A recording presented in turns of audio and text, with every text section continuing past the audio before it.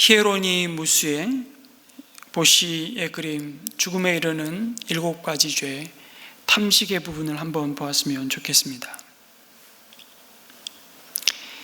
식탁에는 커다란 칠면조 요리가 놓였고 여인은 쉴 새 없이 음식을 차려 내오고 있습니다. 가운데 보이는 아주 뚱뚱한 남자는 그의 뚱뚱한 아들이 먹는 것을 달라고 계속 보채지만 아랑곳하지 않고 자기 입으로 끊임없이 음식을 쑤셔넣고 있습니다. 잘 보시면 건너편에는 종으로 보이는 아주 삐쩍 뼈만 남은 남자가 있습니다. 그런데 그 남자에게는 음식을 나누지 않습니다. 그는 허기져 물을 들이키고 있는 장면입니다. 오로지 자기 배만을 채우기에 인색함을 낳는 탐식의 모습을 그린 것입니다. 뚱뚱함과 날씬함은 이 대비를 잘 보여주고 있습니다. 물론 이런 말 있죠. 요즘 비만은 가난을 먹고 자란다는 말처럼 이 묘사는 오늘 시대에는 좀 재해석되어야 할 필요가 좀 있을 겁니다. 여러분, 지난주에 살펴본 탐욕이 소유에 대한 끝없는 욕망이라면 오늘 살펴보는 탐식은 과소비를 넘어서 주체할 수 없는, 제한받지 않는 소비에 대한 욕망이라고 할 수 있습니다. 그 대표적인 것이 먹는 것입니다. 그럼에도 먹어도 배고픈 상태, 만족이 없는 상태가 이어지는 것이 바로 탐식의 고통이라 할 수 있습니다. 그림 밑에, 아까 본 그림 밑에 글자가 하나 써 있었습니다. 그 글자는 라틴어로 굴라라는 글자입니다. 굴라, 탐식이라는 뜻입니다. 그런데 원래 이 글자는 목구멍이라는 뜻의 라틴어에서 온 단어입니다. 미식가라는 뜻도 같은 단어에서 유래되었습니다. 정신없이 목구멍으로 음식을 밀어넣는 탐식의 모습을 떠올리게 합니다. 그런데 죽음에 이르는 7가지 책에 소개된 대로 베네딕트 수도의 수도사였던 이 그레고리우스는 이 탐식의 유형을 5가지로 나누었습니다. 한번 들어보십시오. 첫 번째는 급하게 먹는 속식입니다. 자기 앞에 놓여진 음식이 곧 없어지기라도 할 것처럼 급하게 먹어 치우는 것입니다. 저도 군대에서 이 급하게 먹는 습관이 들어서 잘 고쳐지지 않는 한국 남성들 중에 한 사람입니다. 얼마나 음식을 빨리 먹는지 몰라요. 이런 속식이 가진 문제는 음식을 빨리 먹는 것이 문제가 아니라 그 음식에 대한 감사는 생각할 겨를도 없고 그저 음식 자체에 집착하는 것입니다. 또한 치열한 경쟁사회 속에서 빨리빨리 먹고 남보다 한 걸음 더 뛰어야 살아남는 그 쫓기는 삶에서 여유있게 한 끼의 식사를 음미하는 것은 사치 중에 사치라고 생각합니다.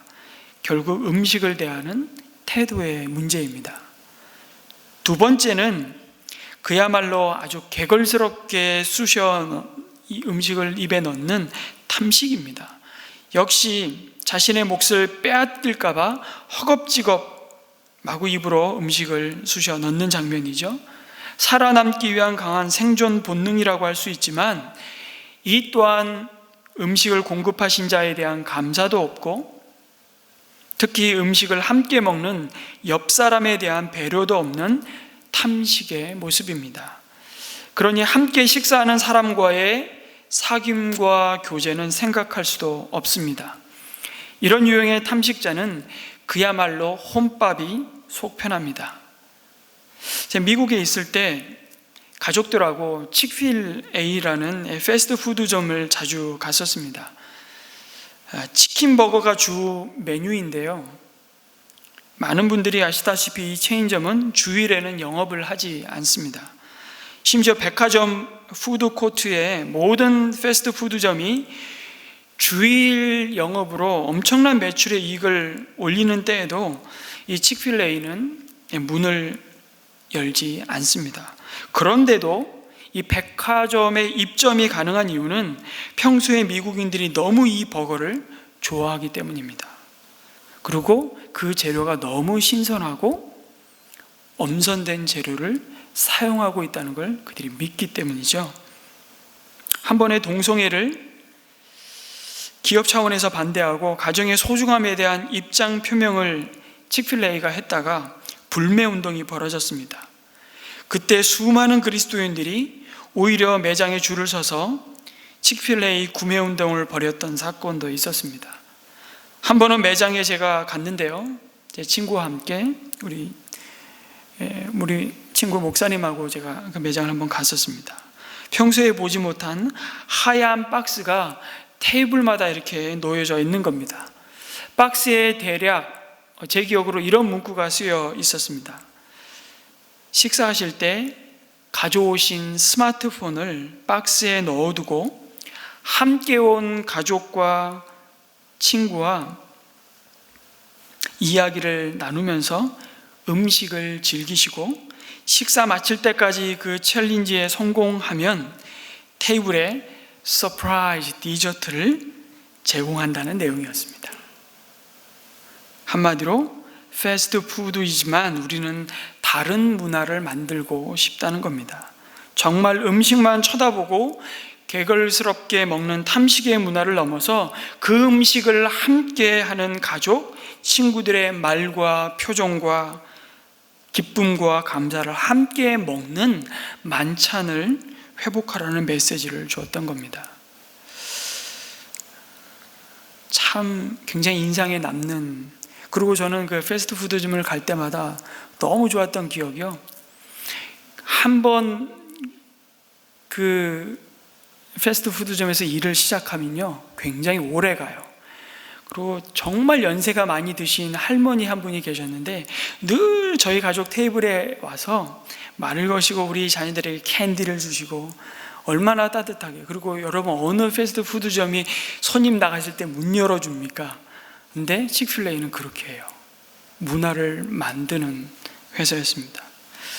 탐식의 셋째 유형은 지나치게 먹는 과식입니다.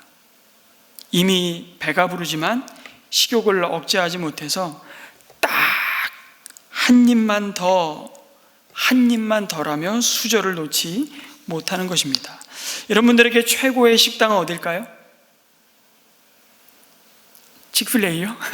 아니고요, 무한 리필, 그리고 뷔페 식당입니다. 뷔페 식당에 가면 우리는 돈이 아까워서라도 자꾸 막 먹습니다. 그리고 나와서 약국으로 가 소화제를 사 먹습니다.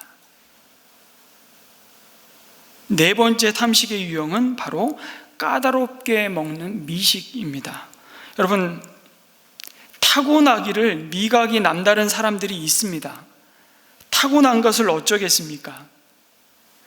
그것을 문제 삼는 것이 아닙니다. 요점은 까다롭다는 데 있습니다. C.S. 루이스가 자주 인용하지만 스크루테이프의 편지에서 삼촌 악마죠, 스크루테이프는 조카 악마 워무드에게 이렇게 조언합니다. 야, 너 환자가, 여기 환자는 그리스도인입니다, 너 환자가 식사량이 줄어들거든 그 사람에게는 전략을 바꾸어서 입맛을 까다롭게 만들어주라고 조언합니다. 그런 사람은 자신이 많이 먹지도 않고 비싼 음식을 원하지도 않고 그저 그냥 소박하게 먹는다고 생각하면서 이렇게 말하는 겁니다. 아니, 이 간단한 것 좀 제대로 해주면 안 되냐고, 그게 그렇게 어렵냐고 투정을 부리게 만드는 겁니다. 이런 유형의 탐식은 웬만한 음식에는 만족하지 못합니다. 역시 음식에 대한 불평을 쏟아내는 습관이 몸에 배어 있는 것입니다. 음식 만든 자를 참 피곤하게 만드는 사람입니다. 마지막으로 탐식의 유형은 사치스럽게 먹는 호식입니다. 이 유형의 사람은요, 한 끼 음식에 모든 것이 담겨야 직성이 풀리는 사람입니다.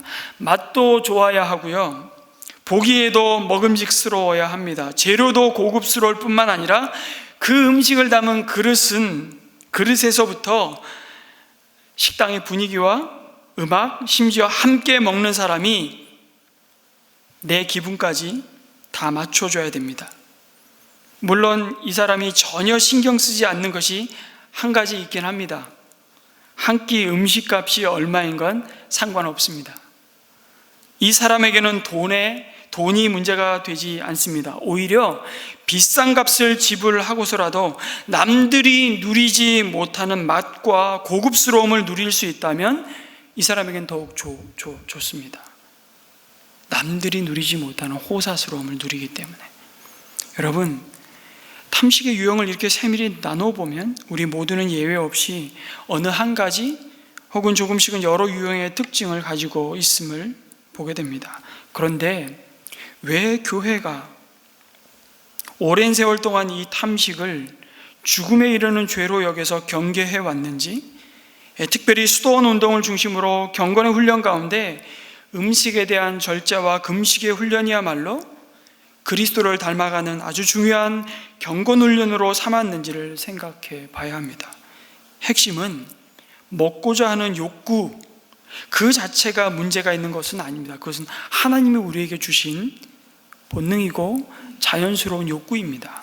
그 욕구를 해결하는 즐거움과 문제는 그 만족 그 자체가 목적이 되어 버린 것입니다. 그것이 하나님을 즐거워하며 주님으로부터 오는 참된 기쁨과 평안을 얻는 삶을 무너뜨린다는 것입니다. 약화시킨다는 것입니다. 탐식의 근본적인 문제는 무엇을 어떻게 먹고 마시냐에 달려있는 것이 아니라 모든 7가지 죄가 그렇듯이 이번에는 음식을 통해 삶의 즐거움을 찾고 그 즐거움에 대한 욕망이 또다시 자신의 삶을 이끌어 가는 것입니다. 근본적으로 우리의 먹을 양식을 공급하시는 분이 누구인가에 대한 감사도 없습니다. 이해도 없습니다. 당연히 동의도 없다는 것입니다. 결국 탐식의 죄란 음식을 통해 누리는 그 즐거움이 참 만족을 주신 하나님을 대신하고 대체하는 우상 숭배의 모습인 것입니다. 여러분, 탐식이라고 할 때 우리는 꼭 육신의 입으로 들어가는 음식만 말하는 것은 아닙니다.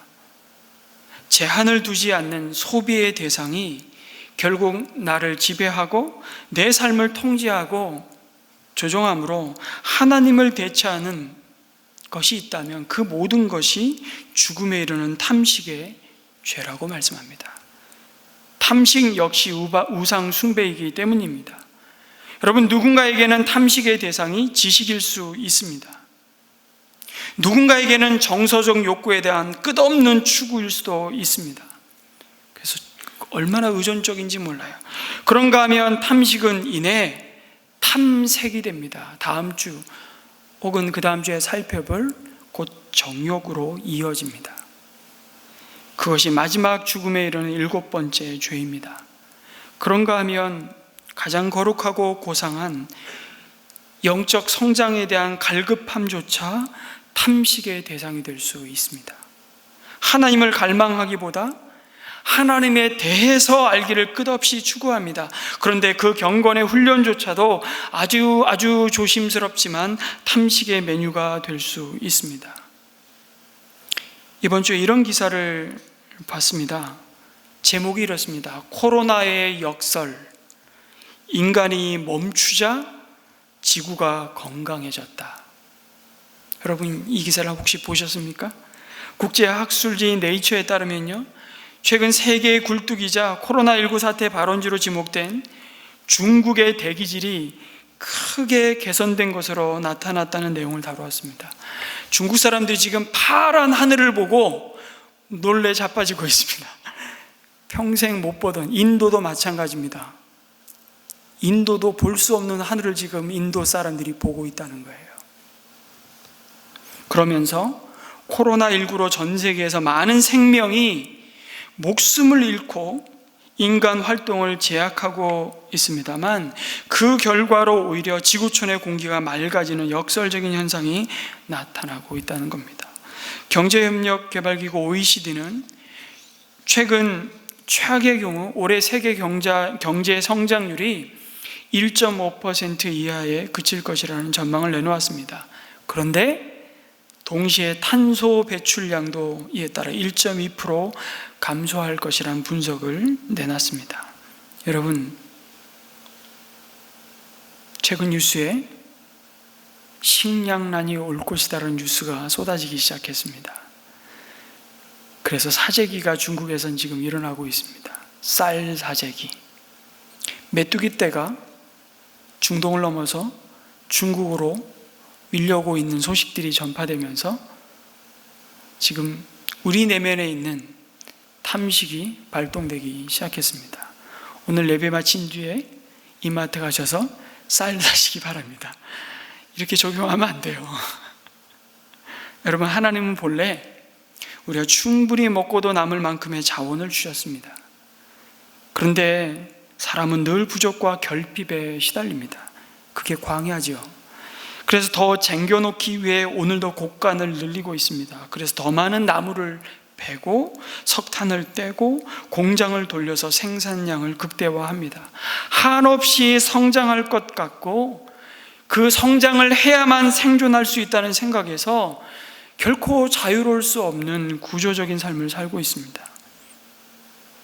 그리고 적절한 소비가 아닌 소비하고 남아서 버릴지언정 모자란 것은 견디질 못합니다. 왜냐하면 불안하기 때문입니다. 그래서 여러분, 손님 초대해 놓고 먹는 것이 모자라거나 남지 않으면 손님 초대해 놓고도 욕먹는 문화를 우리는 가지고 있습니다. 손이 그렇게 작아서 어떡하냐는 핀잔을 듣기 딱 좋습니다. 특히 우리나라는 먹는 것에 정말 민감하죠. 혼날 때도 너는 밥도 없을 줄 알아, 그렇게 엄포를 놓습니다. 누군가가 고마울 때도 내가 이 다음에 밥 한번 살게, 이렇게 말하죠. 아플 때도 밥은 꼭 챙겨 먹어야 돼 하고 안부를 묻고요, 또 안부를 물을 때도 또 밥은 먹었냐고 확인합니다. 호감이 가는 이성에게 다가갈 때도 저랑 밥 한번 드실래요? 라는 말로 시작합니다. 한국인이 정말 행복할 때는 밥 맛있게 먹을 때입니다. 외국인이 가만히 우리 말을 보면 한국 사람은 밥에 미쳤냐고 생각할지 모르겠습니다. 세계적으로 먹방을 유행시킨 나라가 어느 나라인 줄 아세요? 그 우리나라입니다. 우리나라예요. 밥 먹는 것에 한 맺힌 나라라고 할 수 있습니다. 그래서 이 땅을 살아가는 방식에 먹는 것은 아주 중요한 영향력을 갖고 있습니다. 죽음에 이르는 죄, 탐식이라는 주제를 묵상하면서 여러분, 근데 살기 위해서 먹어야만 하는데 그것이 오히려 우리 삶을 죽음으로 몰아가는 삶의 태도가 무엇인지를 경계하라고 말씀하시는 겁니다. 여러분, 이러한 모습을 민수기 11장에 출애굽하여 광야에 서 있는 이스라엘의 모습에서 우리는 봅니다. 그들은 결코 홀로 그 광야로 들어갔던 자들이 아닙니다. 아무런 계획도 아무런 대책도 없이 무작정 광야로 이끌렸던 자들이 아닙니다. 그들은 분명한 목적지가 있었고요, 그들을 부르신 하나님의 계획이 무엇인지를 모세를 통해 명확하게 전달받았습니다. 너희는 제사장 나라가 될 것이며, 물론 풀 한 폭이 나지 않고 물 한 방울을 구할 수 없는 길 없는 광야가 그들의 미래와 안전을 위협합니다. 불확실성이 상존하는 광야에서 결핍에 대한 두려움은 때때로 통제할 수 없는 한계를 경험하게 만듭니다. 그런데 더 놀라운 것은 그 상황 한복판에서 그들은 자신들이 누구로 인해 사는 자들인지를 더욱 확실히 경험했던 것입니다. 그것이 바로 만나를 거두게 하시는 하나님의 은혜였습니다. 그런데 그들은 뭐라고 얘기합니까? 시내산에서 율법을 받고 이제 출발하면서 벌어지는 장면을 오늘 읽었습니다. 그들이 뭐라고 하죠? 지겹다는 겁니다. 민수기 11장 4절을 보니까 이스라엘 자손 가운데 섞여 살던 무리들이 먹을 것 때문에 탐욕을 품으니라고 되어 있습니다. 여러분, 출애굽하면서 이스라엘 백성만 나온 것이 아니라 허다한 잡족이 함께 종살이하던 이집트를 나왔습니다. 문제는 그들에게는 하나님을 믿는 믿음이 아예 없었습니다. 이집트에서 매맞아가며 종으로 있는 것보다 자유인이 된다는데 이런 삶보다는 낫지 않겠어? 어쩌면 무작정 따라 나온 자들이 많았을 겁니다. 그런데 막상 광야에 나와보니까 가나안 땅은 언제 가는 건지 신의 산으로 끌고 와서는 떠날 생각을 안 하는 겁니다. 지루함이 몰려옵니다. 그리고 자신들은 알지도 못하는 하나님의 말씀을 순종하라는 모세의 가르침에 이건 또 뭔가 싶습니다.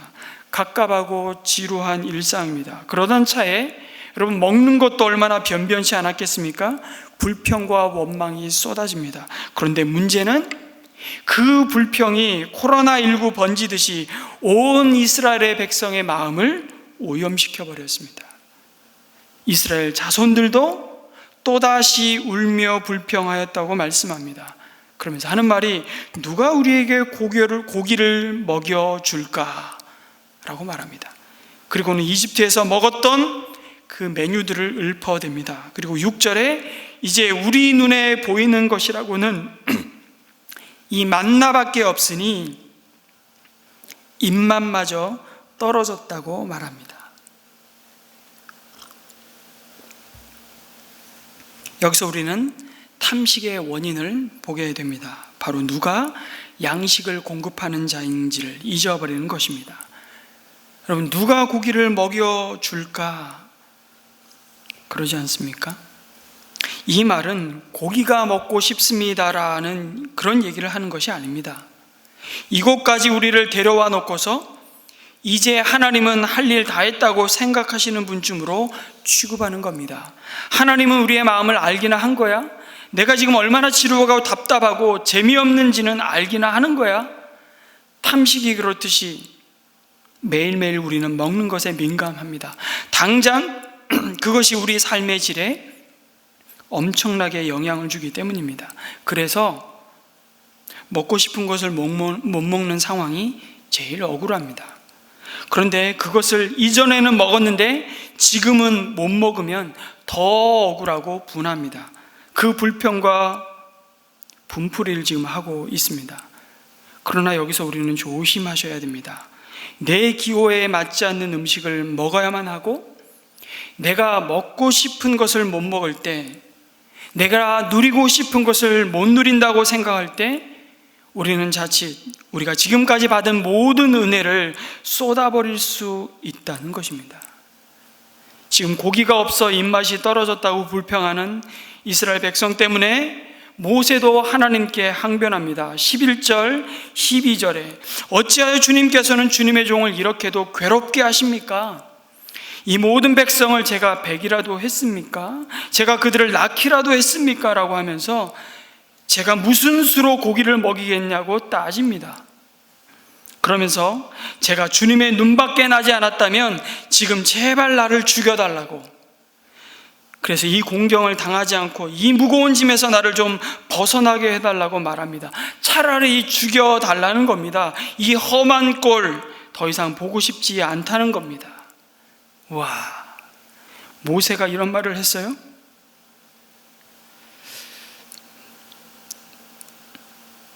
바로 이게 먹는 문제입니다.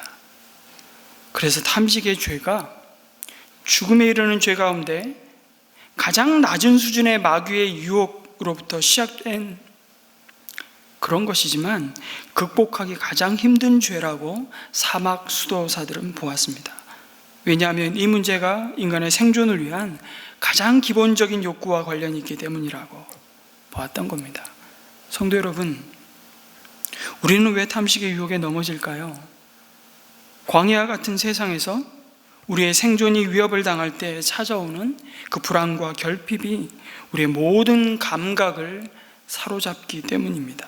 우리의 눈은 끊임없이 아무것도 없는 빈들만을 바라보기 때문입니다.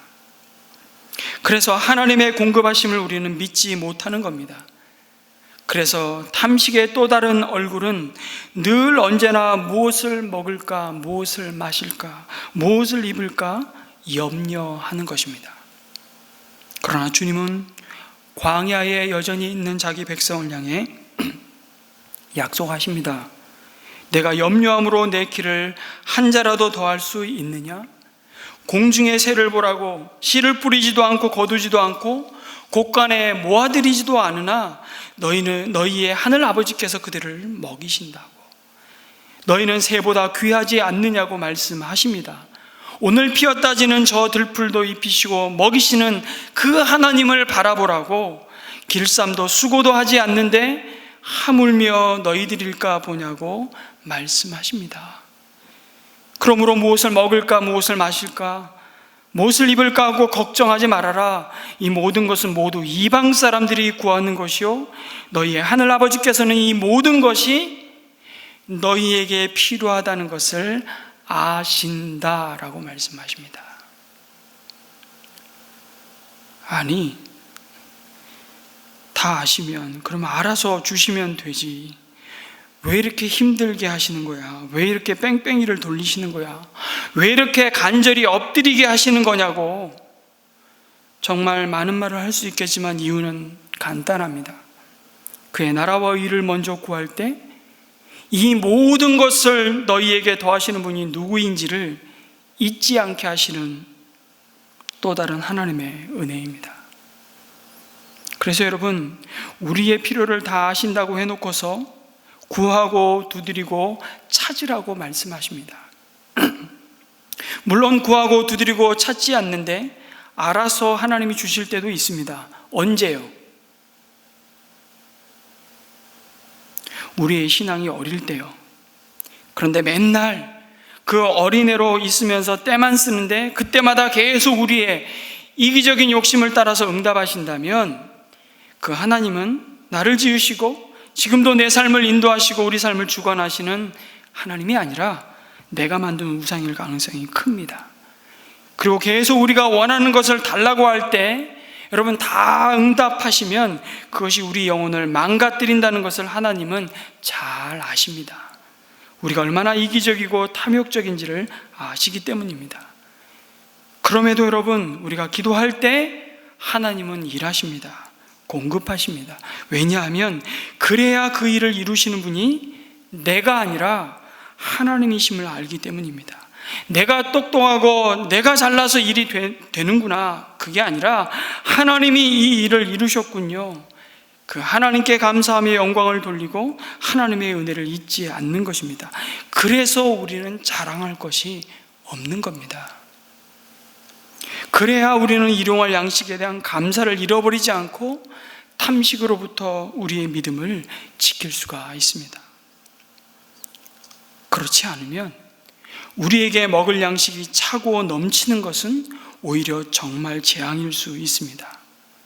여러분, 고기 달라고, 아니 고기는 줄 수 있는 분이라고 불평하고 이 탐식에 빠졌던 이스라엘 백성에게 하나님은 바람을 일으켜 메추라기 떼를 이스라엘 지면에 쏟아 부으십니다. 31절에 땅 위로 2자쯤 쌓이게 하셨다고 말씀합니다.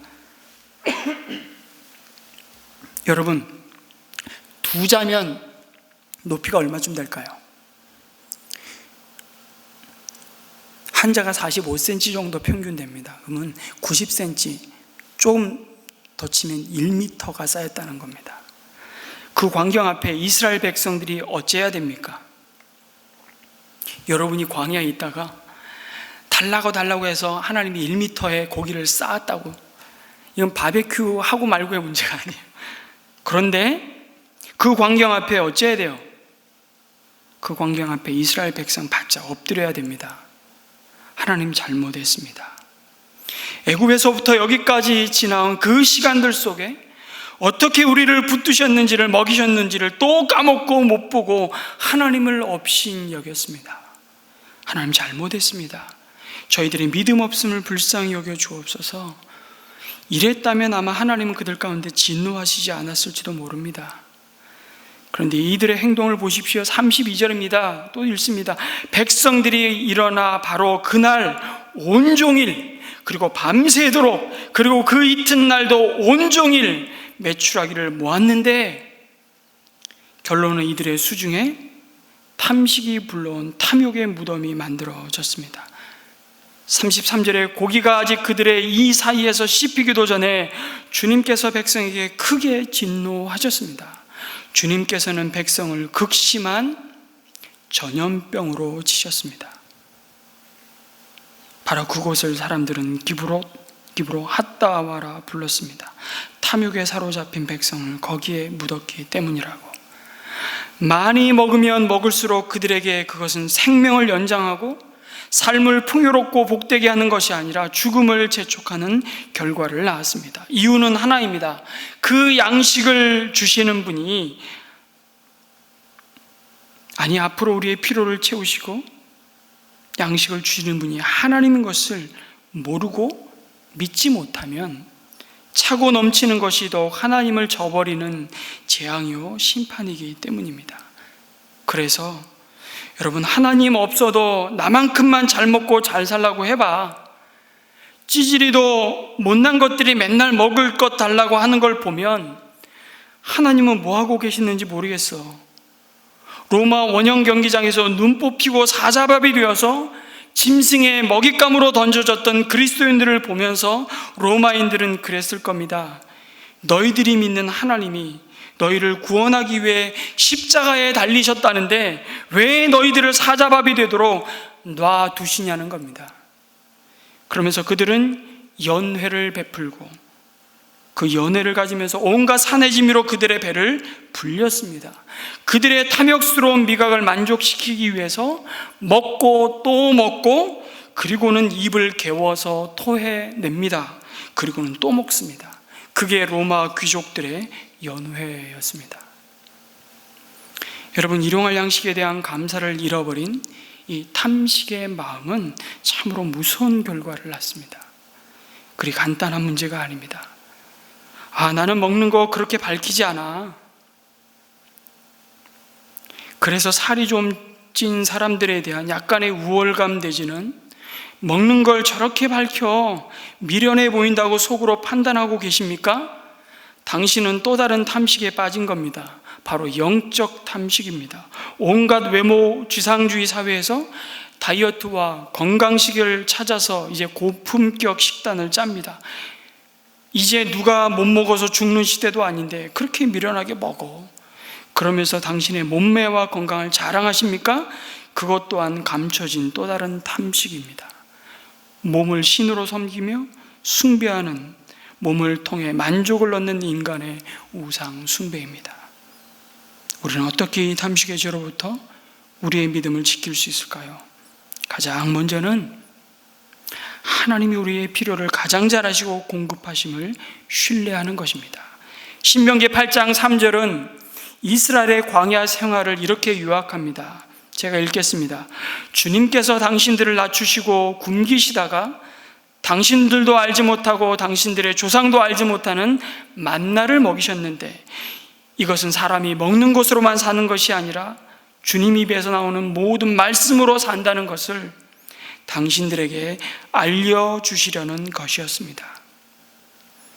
그리고 이 땅에 오신 예수님이 광야에서 40일을 금식하시며 돌을 떡덩이가 되게 하라는 사단의 유혹을 이 말씀으로 이기셨습니다. 그리고 요한복음 6장 48절에서 그 이하의 자신을 이렇게 소개하십니다. 나는 생명의 빵이다. 너희의 조상은 광야에서 만나를 먹어서도 죽었다. 그러나 하늘에서 내려오는 빵은 이러하니 누구든지 그것을 먹으면 죽지 않는다. 나는 하늘에서 내려온 살아있는 빵이다. 이 빵을 먹는 사람은 누구나 영원히 살 것이다. 내가 줄 빵은 나의 살이다. 그것은 세상에 생명을 준다 라고 말씀하십니다. 성도 여러분, 우리는 이미 생명의 빵이 되신 예수님으로 배부른 자들임을 믿으시기 바랍니다. 탐식을 이기는 또 다른 길은 금식의 훈련이라고 2000년 교회 역사는 가르쳤습니다. 성경은 금식을 자주 언급합니다. 여러분, 금식이 뭡니까? 금식은 우리 힘으로 사는 자가 아님을 가장 절박하게 경험하는 은혜의 통로입니다. 우리 주님이 우리 생명의 근원이시고 공급자 되심을 몸으로 고백하는 것입니다. 하나님이 주시는 은혜로 사는 자임을 고백하는 것이 금식입니다. 그래서 금식은 여러분 자기를 비우고 하나님으로 채우는 것입니다. 그래서 금식과 함께 우리는 하나님의 입에서 나오는 말씀으로 사는 자들임을 함께 붙드는 것입니다. 경건의 삶 공부를 할 때 우린 금식의 훈련을 합니다. 리차드 포스트는 그의 글에서 이렇게 썼습니다. 음식이 우리를 살리는 것이 아니라 하나님이 우리를 살리십니다. 금식할 때 우리는 음식을 안 먹는 것이라기보다는 하나님의 말씀을 먹는 잔치를 하는 것입니다 라고 표현했습니다. 또한 이 금식은요, 우리가 이 땅을 살아가면서 탐식으로 인해서 억울함을 당하고 상대적으로 결핍에 내몰았던 이웃들을 향한 선내밈과 구제로 헌신하는 것입니다.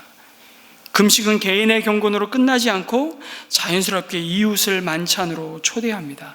그래서 참된 금식을 이사야서 58장 6절 7절에서 이렇게 가르칩니다. 내가 기뻐하는 금식은 부당한 결박을 풀어주는 것, 멍에의 줄을 끌어주는 것, 압제받는 사람을 놓아주는 것, 모든 멍에를 꺾어버리는 것, 바로 이런 것들이 아니냐. 또한 굶주린 사람에게 너의 먹거리를 나누어 주는 것, 떠도는 불쌍한 사람을 집에 맞아들이는 것이 아니겠느냐. 헐벗은 사람을 보았을 때 그에게 옷을 입혀주는 것, 너의 골육을 피하여 숨지 않는 것이 아니겠느냐 말씀하십니다. 탐식을 이기는 길은 내가 먹을 것을 지금 먹지 못하고 굶어가는 누군가와 나누는 것입니다. 그게 누구냐고요? 가만히 보니까 내 주변에는 다들 나보다 다 잘 먹고 잘 사는 사람밖에 안 보이는데요. 그건 당신이 이미 탐식의 마음으로 부자를 쳐다보고 있어서 그럽니다. 주님은 말씀하셨습니다. 이번 주에 묵상했죠. 가난한 자는 항상 너희와 함께 있을 것이라고 말씀하셨습니다. 코로나19로 정말 벼랑 끝에 몰린 사람들이 있습니다. 바로 물리적으로는 너무 멀지만 바로 난민들입니다. 우리 교회 파송 선교사님들이 이번 주에 정말 많은 소식들을 보내오셨습니다. 특히 난민 사역을 하시는 그리스 아테네 김모세 양리스도 선교사님, 오스트리아의 피스 앤 호프에서 사역하는 김성숙 선교사님, 인도의 김진남 최우리 선교사님, 터키의 타교셉 선교사님, 난민들을 사역하는 이 선교사님들의 한결같은 소식은 그나마 겨우 생존을 이어가던 일마저 끊기고 정말 난민들이 하늘을 바라봐야만 하는 상태입니다. 그 울부짖음에 가슴이 먹먹해집니다. 김성숙 선교사님이 소속된 오스트리아 피스 앤 호프 선교단체의 대표이신 크리스토프 리터라는 분으로부터 제가 편지를 받았습니다. 편지 내용에 이런 글이 있더라고요. 우선 제가 부끄럽다는 말씀을 드려야겠군요. 정말 누군가에게 후원 요청을 하지 않았는데 먼저 제안을 받은 것은 처음 경험해 보는 것입니다. 우리는 오스트리아가 부유한 나라라고 말합니다. 저는 이것이 사실이라고 생각하지만 그래서 부끄럽습니다.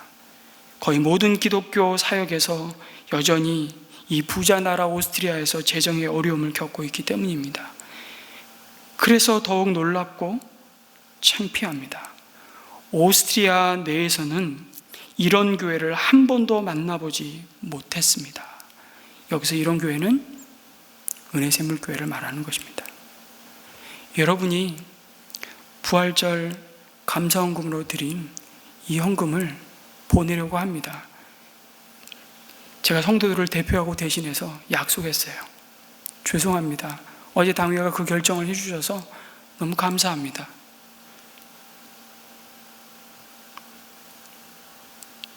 참 부족하지만 주님의 눈이 바라보시는 그곳을 향해 나눌까 합니다. 그리고 우리는 기도합니다. 그곳에 오늘도 오병이어의 기적을 베풀어 주시옵소서. 사랑하는 성도 여러분, 탐식을 이기는 참된 금식은 예수님이 벳세다 빈들에 널브러진 난민과도 같은 무리들보다 더 산거지 중에 산거지와 같았던 제자들을 향해서 명령하셨던 말씀입니다. 너희가 먹을 것을 주라. 여전히 광야이지만 5,000명분을 혼자 먹는 부자가 아니라 5,000명을 먹이는 가난한 자들로 우리를 또한 부르셨음을 기억하는 자, 바로 그 사람이 이 땅에 탐식으로 늘 줄인 자가 아니라 하늘의 양식으로 배부른 자일 것입니다. 이 은혜가 넘치시기를 주님의 이름으로 축복합니다.